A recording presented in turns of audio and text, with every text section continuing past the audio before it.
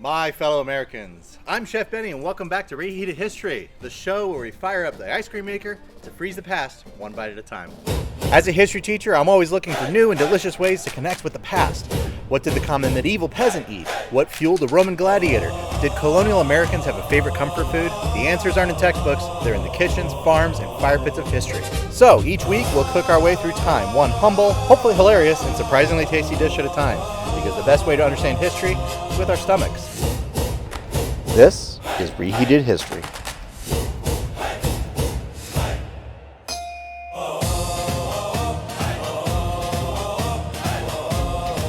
It's Independence Day here in the United States, and we are also celebrating our 250th anniversary, which means it's time to bust out the fireworks, burn some glizzies on the grill, and celebrate the 4th of July. And nothing says American independence quite like a cold, sweet bowl of ice cream. Today, we're tackling a double feature, a classic, vibrant Mount Vernon strawberry ice cream, and an infamous, deeply polarizing historical curiosity, Parmesan ice cream. Now, when you look at the landscape of American history, no figure is so heavily buried under quite as much mythical nonsense as George Washington. We've all heard the stories in elementary school. He chopped down a cherry tree and confessed because he could not tell a lie. He had wooden teeth, and if you're a food and history nerd like me, you've probably heard the rumor that Parmesan cheese ice cream was his absolute favorite dessert, and that he insisted on serving at his presidential inauguration. Now let's issue a massive historical correction right now. Almost all of that is total fiction, at least most of it. Washington never chopped down a cherry tree. That was made up by a biographic salesman named Parson Weems to sell books to kids. His teeth weren't made of wood. The truth is much worse. They were a horrifying, painful combination of carved hippopotamus ivory, gold wire, and human teeth purchased from enslaved laborers. And as for the Parmesan ice cream, it is true that he absolutely loved ice cream. He spent an astronomical $200 on it in a single summer, which in today's money is $5,000. There's actually zero historical record that he served Parmesan ice cream at any function ever, or that it was his favorite. We actually don't know what his favorite was. That honor, if you can call it that, actually belongs to a different historical power couple entirely, but we'll get to them in a minute. Here's the twist.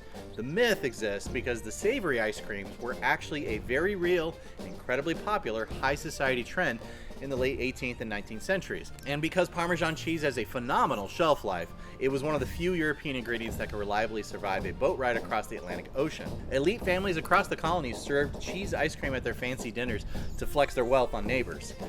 And the actual culprit, Dolly Madison, wife of the 4th president, James Madison. At his second inaugural banquet in 1813, she reportedly served a show-stopping strawberry ice cream creation, plus a rotating cast of genuinely unhinged flavors including oyster, asparagus, and yes, Parmesan. So somewhere along the way, history's rumor mill grabbed the wrong president and slapped Washington's name on Dolly's cheese course, which almost feels insulting to Dolly, frankly. The woman was out there serving oyster ice cream in 1813, and she doesn't get any credit. But the reason Americans focus so much on these weird, quirky myths is that the reality of what George Washington was actually doing during his first term is much more miraculous and stressful than any textbook lets on. In 1789, Washington wasn't stepping into a polished, smoothly running office. He was a guy stumbling around a dark room trying to figure out how to build a country from scratch. Now keep in mind, the new country was massively in debt, it had a weak and fragile federal government, threats from empires around the world, and about 700 different opinions from politicians on how it should be run.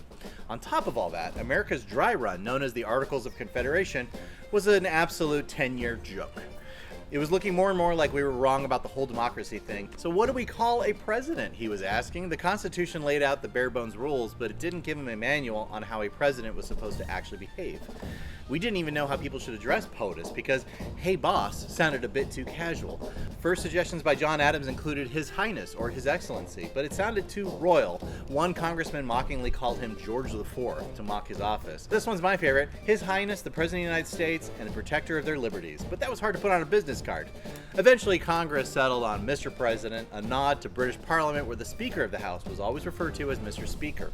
George Washington was probably pretty relieved, and if there's one thing I know about George Washington, it's that he likes to keep things subtle. He was constantly stressed about creating precedent. He famously wrote that he walked on untrodden ground every direction, and that almost every single thing he did would establish a permanent standard for the future of the Republic. No pressure, right? And then there was the issue of social etiquette. How does a president interact with citizens without looking like an elite dictator? Or, if he hung out at local pubs like a regular guy, people wouldn't respect the office. If he stayed locked in his mansion, he'd look like a monarch, so he compromised by hosting a rigid, awkwardly weekly events called levees. Men would walk into a room, Washington would stand perfectly still in a velvet suit with a sword at his hip, and he would refuse to shake anyone's hand because it was too intimate, and he would simply bow to the crowd while everyone drank punch in silent awkwardness. It was all a bizarre social experiment, all done in the name of inventing democracy on the fly. It really came down to one guy to set the stage, and I'm pretty sure it's universally agreed that we're all happy Washington came first, for his grace, his humility, and his unwavering ability to lead this new nation. We really did put our best foot forward, and that is no myth. We are splitting our kitchen down the middle today to recreate both sides of this 18th century elite dessert culture. The safe, sweet strawberry and the elite savory cheese gamble. Why strawberry ice cream? Because it was never actually written down what his favorite flavor was. We do know that he preferred more fruit-forward flavors as opposed to the savory style. However, it was well recorded that strawberry ice cream was served the most at Mount Vernon when he had company.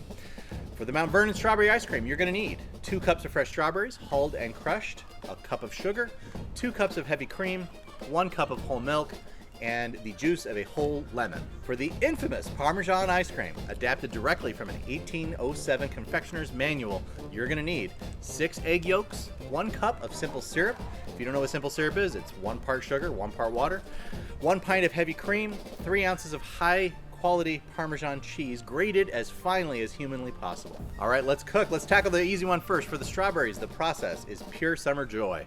You macerate your crushed strawberries, mix it in with the sugar for about 20 minutes until they release all their vibrant juices. Whisk in your cream, your milk, and your lemon, and dump it straight into your ice cream maker. Easy, classic, and entirely unproblematic. I'm on the lookout for an old-fashioned ice cream maker because I really want that shot of my children spending an afternoon cranking it over and over and over and over. I'll pay them. It's fine. Let's tackle the little more difficult historical curiosity, Parmesan ice cream. It's going to require a true 18th century custard base. In a saucepan, whisk your egg yolks, your simple syrup, and your pint of cream together. You're going to bring it up very, very slowly on a low heat. You do not want to turn these into scrambled eggs. Stir continuously until it thickens up enough to coat the back of a wooden spoon. The moment it hits that velvety pudding stage, you're going to put it off the heat and vigorously stir in your finely grated Parmesan cheese until it completely melts into the custard. Pass that mixture through a fine sieve to strain out any stubborn clumps and let it cool completely in the fridge. And then you're going to churn it. All right, so here's how they turned out. We've got the strawberry and we've got the famous Parmesan ice cream. So let's give it a taste. I'm going to go with the strawberry one first. Yeah. Oh, that's really good. That's regular strawberry ice cream. The lemon actually gives it a little bit of kick to it, so it tastes pretty good. One of the things I really enjoy about this channel is just how the really good recipes tend to stick around for a long, long time. And this one's been a hit for a while, so yay. Yeah, I'll definitely give this, this is a 10 out of 10. This is perfect ice cream. I will be eating a lot of this. Okay. Fun fact about ice cream is that in the 17th and 18th centuries, they wouldn't just scoop it up and put it in a bowl for you. They would actually form it into ice cream molds is kind of how it works. I was going to do that, except I can't seem to find my Millennium Falcon ice cube trays. So I guess we're just going to have to scoop it like a modern version. All right, a blast from the past. Let's try Parmesan ice cream. I'm a little worried. I'm a little worried this one. Okay.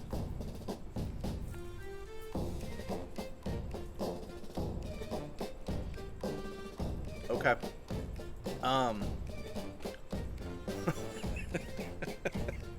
It's first off, it's not bad. If I was served this in a restaurant, I'd be like, all right, that's something different. I wouldn't say it's good though. It's sweet. It's sweet and savory at the same time. So yeah, I'll give this a 5 out of 10. It's not terrible, but it is unsettling would be the best word I could come up with. It's like dairy on top of dairy on top of dairy. It's very unusual. So anyway, Parmesan ice cream, 5 out of 10. All right, well, the reviews are in a little early. These are literal quotes from my children. My mouth had throw up in it. It was sweet Parmesan. And Dad, what's wrong with you? But don't worry, I've got a backup standard vanilla ready to go. I'm going to post their final scores in the description, but I think it's safe to say they scored it a lot lower than I did. When we look past all of the myths of George Washington and the Founding Fathers, past the cherry trees and the misattributed Parmesan ice cream, we find a much more interesting story. We find human beings at a unique moment in history trying to run a representative democracy created and run by people. And I can't think of anything more American than making up the rules as you went along. And honestly, that real messy history is worth celebrating far more than any fairy tale. Thanks for watching Reheated History. Stay curious, stay cool, and this 4th of July, remember, just because an ingredient survives the boat ride across the Atlantic, doesn't necessarily mean it belongs in your ice cream. Happy Independence Day! I'll see you next Sunday.